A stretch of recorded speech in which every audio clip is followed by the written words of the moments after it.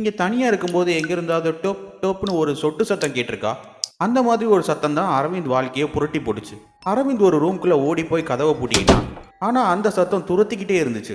என்ன சத்தம்னு யோசிக்கிறீங்களா? ரத்தம் தரையில் சொட்டுற சத்தம் தான் அது. வாங்க அந்த இரவோட மர்மத்தை விரிவாக பார்ப்போம். முதல்ல பார்க்கும்போது இது ஒரு சாதாரண நண்பர்களோட ட்ரிப் மாதிரி தான் தெரியும்.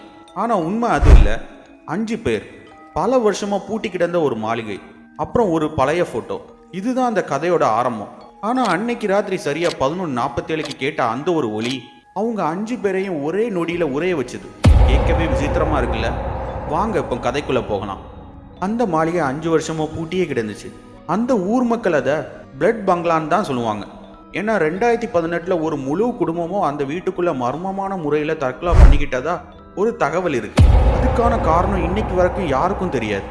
முழு வீடியோவையும் பார்க்க இணைக்கப்பட்டுள்ள லிங்கை கிளிக் பண்ணுங்க. இந்த வீடியோ உங்களுக்கு பிடிச்சிருந்தா ப்ளீஸ் ஒரு லைக் பண்ணுங்க.